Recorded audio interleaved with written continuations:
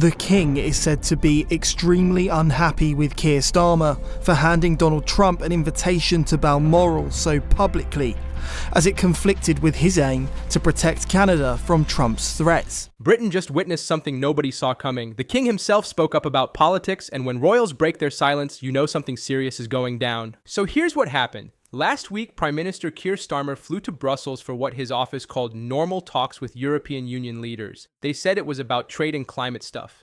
Basic diplomatic business, right? Wrong. Documents leaked to the press and they showed something totally different. Starmer's team was discussing way more than just basic trade deals. They were talking about bringing British rules closer to European Union rules in several areas. We're talking environmental policy and digital markets. Basically making Britain follow EU standards again. Now, if you remember the whole Brexit thing from a few years back, this is a huge deal. Britain voted to leave the EU specifically to make its own rules. People wanted control back. They didn't want Brussels telling them what to do anymore. So when these documents came out showing Starmer might be aligning with EU rules again, people lost it. But here's where it gets really interesting. King Charles, who almost never comments on politics, released a statement. The palace chose their words carefully, but the message was crystal clear. The statement said the Crown's job includes being consulted on matters affecting parliamentary sovereignty. Translation? The King wasn't happy that Parliament didn't know about these talks. Royal historians called this extraordinary. Dr. Elizabeth Norton from King's College London told the BBC that for the monarch to say anything about government policy is absolutely massive. She said it shows deep concern at the highest levels about proper constitutional process.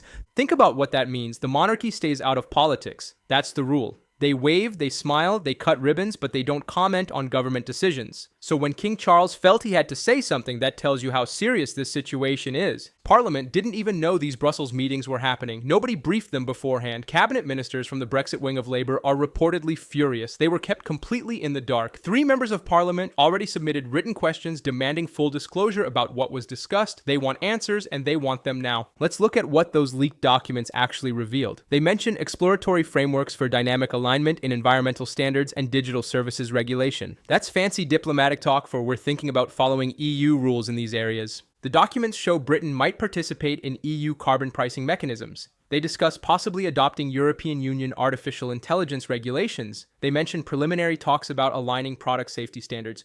None of this is legally binding yet, but it's the direction things are heading, and that's what has people alarmed. Here's why this matters so much. During the election, Starmer made very clear promises. He said there would be no return to the single market. He said no return to the customs union. He said no alignment with EU regulations. Those were his words. But these leaked documents suggest the opposite. They suggest Britain is moving closer to EU rules, not further away. For people in towns like Hartlepool and Grimsby, places that voted heavily for Brexit back in 2016, this feels like betrayal. James Mitchell, a 58-year-old former factory worker, said it plainly. We voted to take back control. If they're handing decisions back to Brussels through the back door, people will be livid. His concerns aren't just political talk. The steel plant where James worked for 30 years closed partly because of EU environmental regulations that made British production too expensive. Brexit was supposed to give Britain freedom to protect its own industries. Now he's watching that promise potentially crumble. But there's another side to this story. British businesses have been struggling since Brexit. Sarah Chen runs a textile company in Manchester with 47 employees. Since Brexit, she spent over £80,000 on duplicate compliance systems. That's a lot of money for a small business. She told Sky News, "We're stuck between 2 systems. Some alignment would actually help small businesses like mine compete." For Sarah, this isn't about politics. It's about keeping her business alive and her employees paid. That's the tension nobody wants to talk about openly. Brexit voters want sovereignty. They want Britain making its own decisions. Business owners want practicality. They need to sell products to Europe without drowning in paperwork. Politicians are caught in the middle, trying to please both sides, and that's basically impossible. The financial markets reacted immediately. The pound dropped 0.7% against the euro when these documents first surfaced. The FTSE 100 stock index dipped 43 points before recovering slightly. Goldman Sachs issued a warning to its clients about policy uncertainty regarding UK-EU relations, creating medium-term investment headwinds. In plain English, that means businesses might hold off on hiring people or investing money until they know which rules Britain will actually follow. Inside Westminster, the political fallout has been intense. Conservative leader Rishi Sunak called an emergency press conference demanding Starmer release full details of the Brussels talks. He said, "The British people deserve transparency. Secret negotiations undermine democratic accountability." The irony here is pretty thick. Sunak's own government conducted Brexit negotiations largely in secret, but politics isn't about consistency, it's about opportunity. The Conservatives smell blood in the water, and they're going for it. The Liberal Democrats are split down the middle. Some support closer EU cooperation for economic reasons. Others worry about the political optics of appearing to reverse Brexit without a mandate. Their party conference next month could get messy. Labour's own team is showing cracks. Rachel Reeves, the Chancellor, defended the discussions as exploratory and preliminary, but witnesses say she looked uncomfortable during the cabinet meeting. Deputy Prime Minister Angela Rayner has been notably silent on social media, which usually signals internal disagreement. Behind closed doors, Labour MPs are panicking. One message shared with the Guardian newspaper read, "We just won red wall seats back. This could lose them again in months." Another MP reportedly told colleagues, "Either we get ahead of this or it destroys us."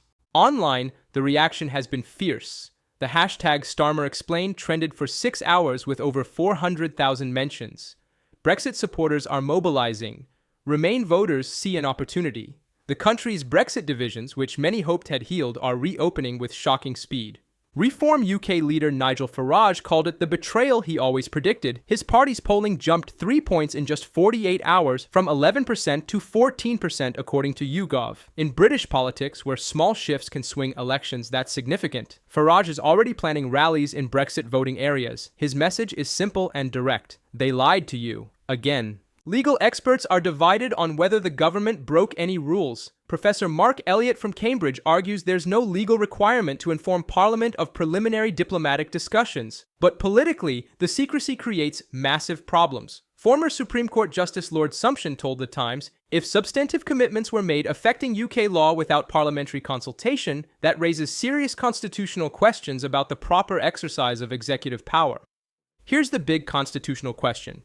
If governments can negotiate international agreements that affect domestic law without parliamentary oversight, what's the point of parliamentary sovereignty?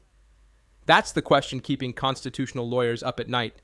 The European Union has stayed carefully quiet. A spokesperson would only say they regularly engage with the UK government on matters of mutual interest. Brussels doesn't want to be seen interfering in British domestic politics. Behind the scenes, EU diplomats are reportedly confused. One source told Politico Europe, "We thought these were just exploratory talks. We didn't realize it would cause such a storm in London." Parliament reconvenes on Monday. Starmer will face Prime Minister's questions, and every opposition MP will be demanding answers. If he can't provide a convincing explanation, this could define his first year as Prime Minister. The next 72 hours are absolutely critical. If more details leak before Starmer can control the narrative, the damage could be irreversible. A snap poll by Ipsos shows public opinion fracturing along familiar lines. 52% of voters want full transparency about the Brussels talks. Only 38% trust Starmer's handling of EU relations. 61% of Leave voters feel betrayed. 68% of Remain voters support exploring closer EU ties. We're essentially refighting Brexit, but this time without a referendum to settle it. This story cuts to the heart of British constitutional identity. It's about power, process, and what democracy looks like when governments make decisions the public didn't vote for. The idea that Brexit was a settled issue just died. This debate will dominate British politics for months, possibly years. Britain is watching, waiting, and demanding answers.